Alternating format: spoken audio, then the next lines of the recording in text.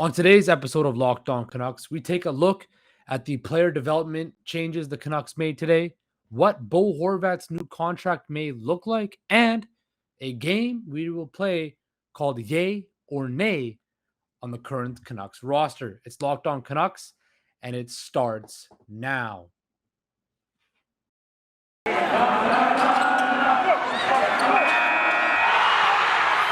You're Locked On Canucks, your daily podcast on the Vancouver Canucks. Part of the Locked On Podcast Network, your team every day. Hello, everybody, and welcome to today, Monday, May the 30th episode of Locked On Canucks. I'm, of course, your host, Justin Pooney. You can find me at _process sports on Twitter. Please also like and subscribe to our YouTube channel. I want to thank you all for listening and making Locked On Canucks your first listen of the day. We are free and available wherever you get your podcast services. Today's Monday episode is brought to you by the fine folks at BetOnline. BetOnline has you covered this season with more props, odds, and lines than ever before. BetOnline, where the game starts. And today, we will start off with the changes the Canucks made to their player development side of the organization, where we talked about them last Monday, the biggest Canucks of all time, the greatest Canucks of all time, Henrik and Daniel Sedin, were involved in those changes. So the Canucks announced today that they've added 4 people to their player development staff, including Henrik and Daniel Sedin. The other includes former Canucks winger and Sedin line mate Michael Samuelsson, and also former NHL defenseman, I'm sure all you will know, former Hab and Toronto Maple Leaf, Mike Komisarek. Of course, Henrik and Daniel Sedin were hired to the Canucks front office last year as special advisors to GM Jim Benning, and they held on to those roles until now. Alvin said in the press release today that after spending a season gaining knowledge and experience with the club's hockey ops side, they will now transition to new roles working daily with the Sedins are now going to be working daily on and off the ice with young players in Vancouver and Abbotsford. It's Monday, guys. I need an extra day for the long weekend, but you catch my drift. While Samuelsson and Komisarek will work with Canucks prospects throughout the organization, assistant GM Cammy Granato will continue to oversee the entire player development department, along with senior director of player development and Abbotsford Canuck general manager, another former Canuck, Ryan Johnson. Chris Higgins is also staying on as assistant director of player development. And of course, Samuelsson played 145 games with the Canucks between 2009 and 2011, won a Stanley Cup with Detroit in 2008. He was worked as a development coach with the Blackhawks, and he was also the general manager in the Swedish Hockey Allsvenskan. Hopefully I said that right, in Sweden. Of course, Komisarek, as I mentioned, played the Canadiens, the Leafs, the Hurricanes, and he was an assistant coach for the University of Michigan and was a player development coach in Buffalo. So my take on this is very good. It's very good because you are getting people who were successful being on in the NHL. Komisarek over 500 games, Samuelsson a Stanley Cup winner, the Sedins, the 2 greatest players in Vancouver Canucks history, getting a chance to work with young players on a daily basis. That is what I think is critical. Now, many people might say, well, the Sedins were so great that, their expectations are higher and, players might not be able to work. The whole wing, remember when Wayne Gretzky was coaching in Phoenix? And many people felt that, his greatness was so high that other players could never match it. I don't see that's the case. What was one of the things we always talked about the Sedins during their tenure? I know I talked about it last week. Their utmost professionalism, being the consummate pro, working hard, having the right work habits. To me, that is just as important as any skill you can have. If you have those type of people, those character individuals, Henrik and Daniel Sedin are working with players that, are going to be in the minors, but you have high hopes for. If the Sedins are in constant communication with those young players on a daily basis, that to me is the biggest win of all.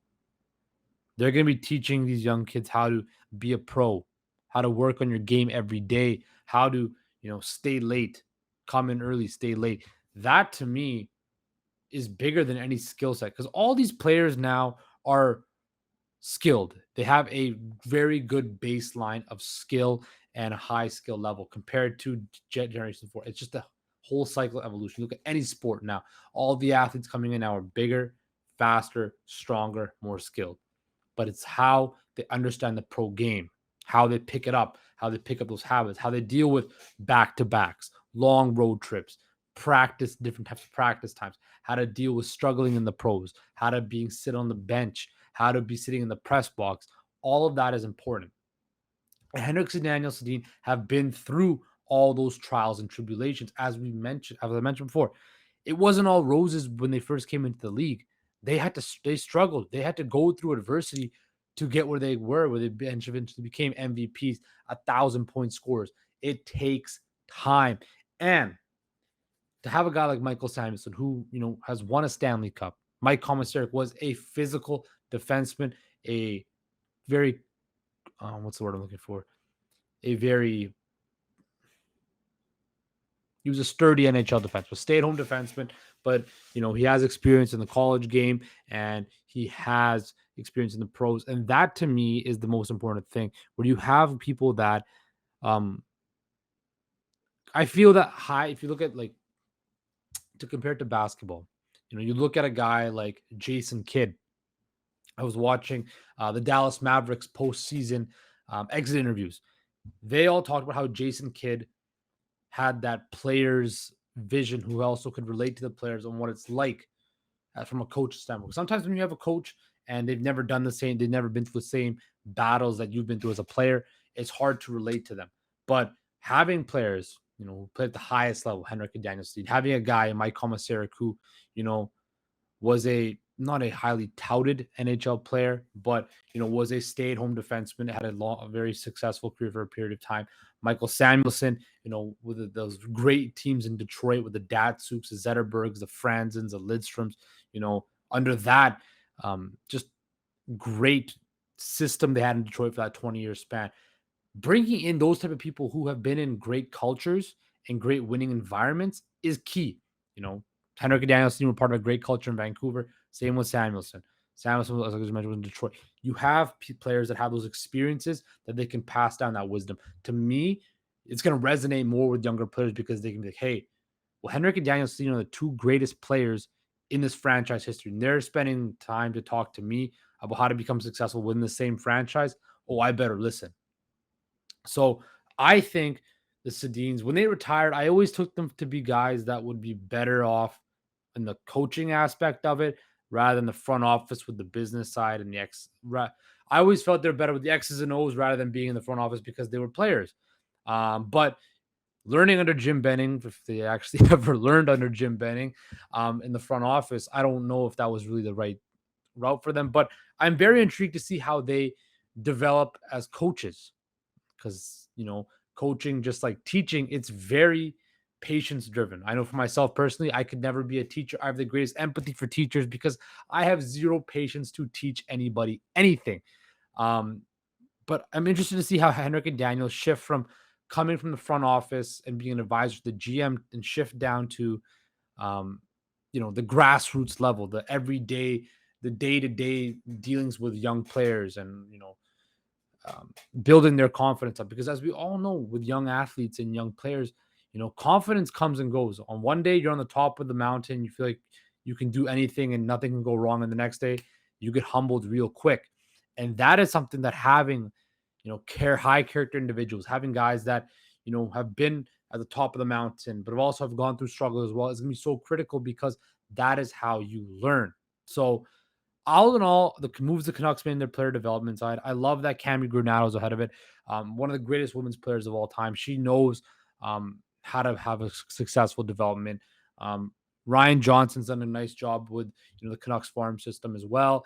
Chris Higgins, again, a part of a great culture in that Vancouver time. Also with his time in Montreal and New York, being a part of successful organizations during that time.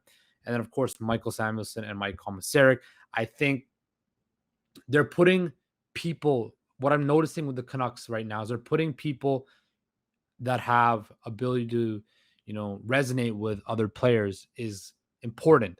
And That right there is a win. And I think that this is a true sign of how they're building their organization. And you're seeing this organization, their skeleton and their spine, the stuff that I've talked about, their organizational structure takes shape, and they're putting, I believe, people in the positions that they should be in. Henrik and Daniel Sedin, in my opinion, should never be in the front office. They should be in a position where they are influencing young players and coaching young players up on a day-to-day basis, and that is the position they are in now.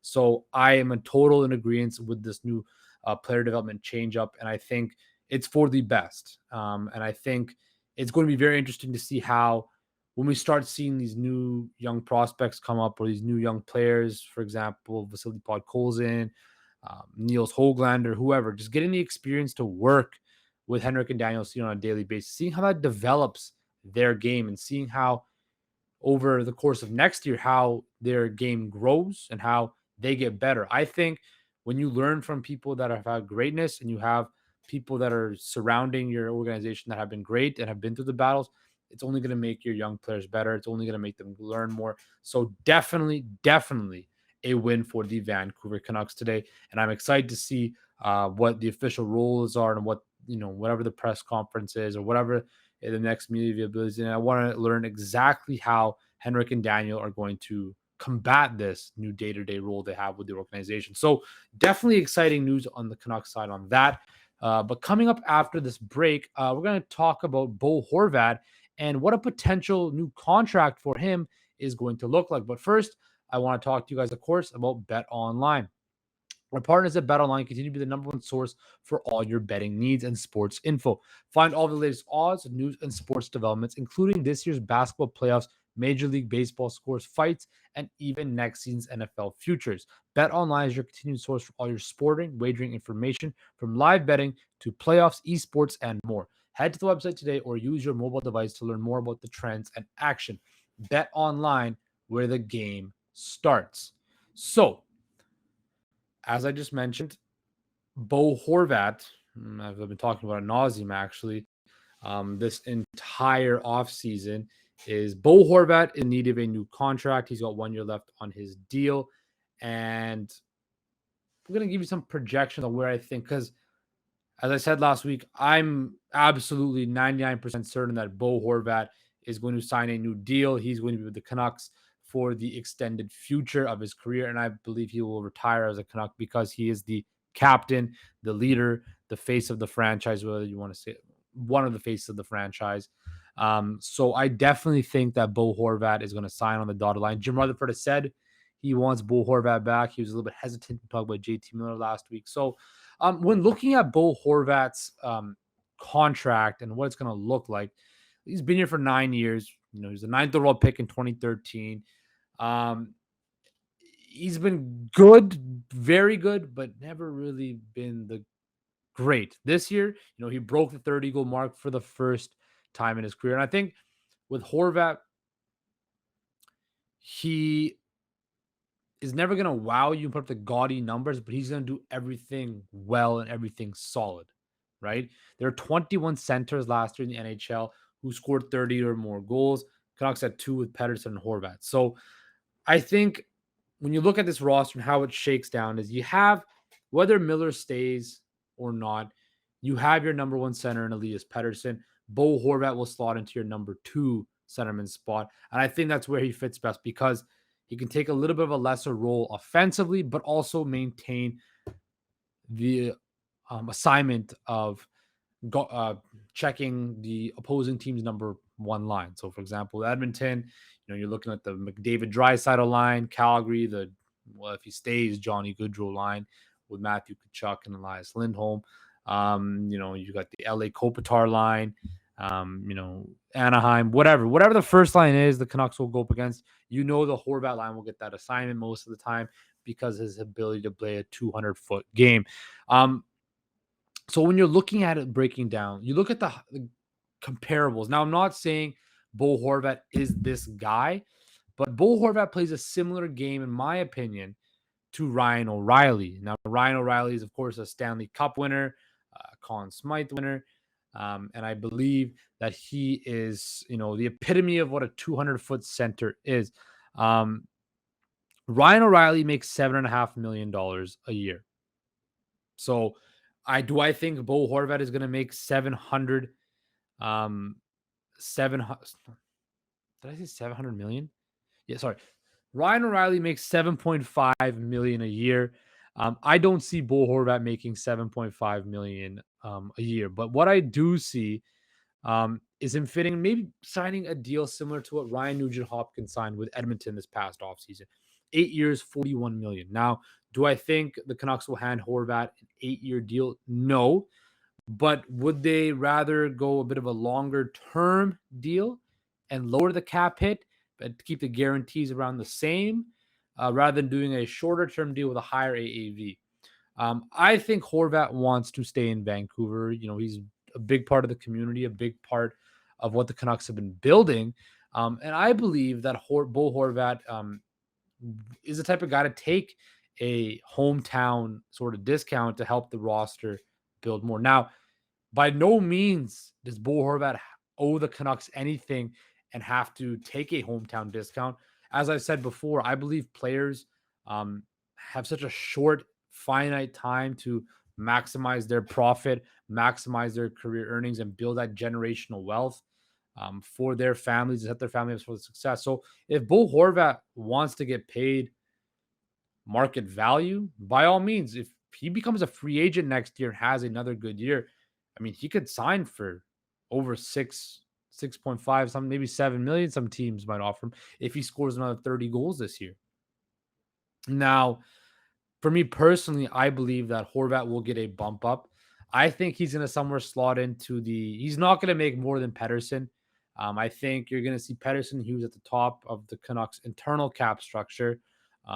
Unless JT Miller breaks that, which he might get the 7.5, but I don't see the Canucks going past 7.5 for their internal cap structure right now. So do I see Horvat potentially getting, 6.5, 6.25, right? He's at 5.5 right now. So I can see him getting a slight bump up to 6, maybe 6.5, 6.25 for a 5-year deal, maybe a 6-year deal. Or he does go the Nugent Hopkins route where maybe they do give him a 7-year deal, but they bump it down to keep it the same at 5.5, which wouldn't be bad at all. If they can keep Horvat at the same number of 5.5 for 7 years, that would be very good. But more likely, potentially, probably be a 4 to 5-year deal worth 6.5 million per, probably a full no trade clause because he is the captain, or maybe a modified no move clause where he has a list or something like that. So essentially, the crux of this thing is Bo Horvat is here to stay. Bo Horvat is going to be a Canuck. He is going to be a Canuck for the long haul, but it just depends on how the Canucks want to go about it. Do they want to offer him a longer term and then lower the AAV, or are they going to go a shorter term deal and, a midterm deal? I'd say I consider short term to be 2 to 3 years, mid to be 4 to 5, and then longer term 6+. So, potentially, could they go midterm 4 to 5 years with a higher cap number, give him that raise, but then also, don't hamper themselves when he's much older in his later 30s and he's still making a decent amount. So that is all, up to the Canucks and how they're going to, if it's me, I'd probably go the shorter term deal, potentially a 6.5, 6.25 around that ballpark for a 4 to 5 year deal for Bo Horvat. And then, he'll be, in his mid 30s by then. Then you can decide, okay, well, one more maybe shorter term deal and he plays his career out.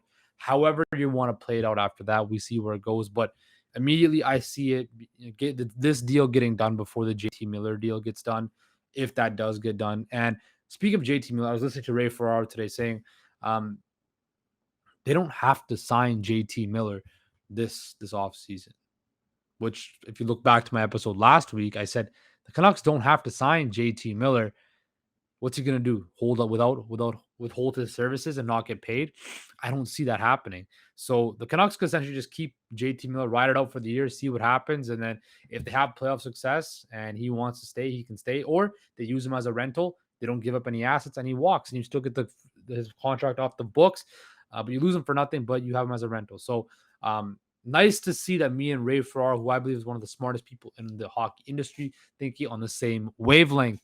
Little pumping of my tires to myself. So that's that. But one more break in this Monday episode, and we're gonna play a game called Yay or Nay with the Canucks roster. Basically, I'm gonna go through the guys on the Canucks roster and say, yay, we should keep them, or nay, get rid of them as soon as possible. So stick around for that. And that is going to be some fun. But first, I want to talk to you guys about. No. Thank you for making Locked On Canucks your first listen of the day every day. We are free and available wherever you get your podcast services. So, guys, as I mentioned, we're going to be playing a little game called Yay or Nay, going through the Canucks roster, breaking it down on players who I believe will be a part of the Canucks long-term plans. So let's jump right into it here let's start off with the goalies. So you look at the Canucks active goalies on the roster. We know Thatcher Demko absolutely with a bullet, yay, will be around. Yaroslav Halak, excuse me. Back with Thatcher Demko. We all know Thatcher Demko is the goalie of the future, the number one goalie with a bullet point. There's nothing more to say about that. As I just mentioned last week as well, he's proved that he's much better than Jacob Markstrom, and we made the right decision. So Thatcher Demko, yes. Yaroslav Halak, nay. I think Yaroslav Halak had a very up and down season. 4 wins, 7 losses, two overtime losses.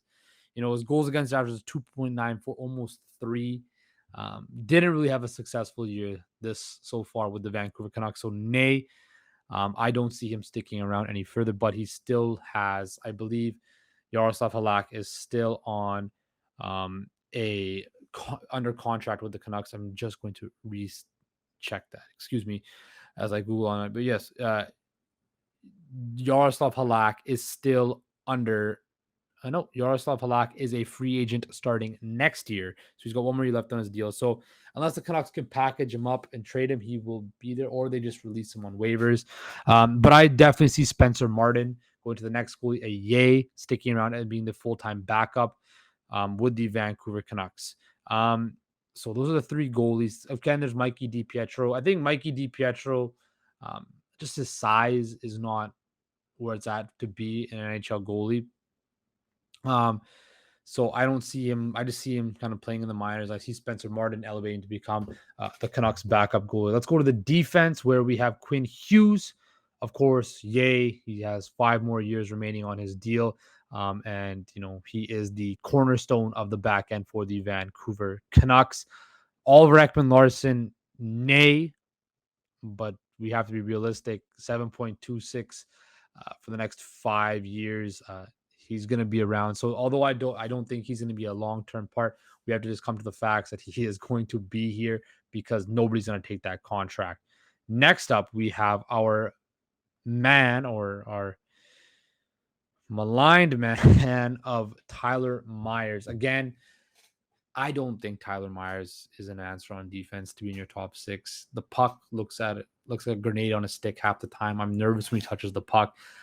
I don't think Tyler Myers should be around. He's already 32. He's going to be 34 when his deal's up, and he's still making a nice fat $6 million a year. And again, I wish the Canucks could move on from him, but who's going to take Tyler Myers at $6 million? So again, nay, but he has to be a yay because nobody's going to take his deal off our books. Travis Dermott, yay. I think Travis Dermott, he's only 25. He's got a $1.5 million deal. I like what I saw from Travis Dermott this year. I think he has potential he's got a good skill set, a good base to, grow as this team grows. He's kind of in that right age group with the core. So I can see Travis Dermott definitely being a part of the Canucks top 6 going forward for, the foreseeable future. So yay to Travis Dermott.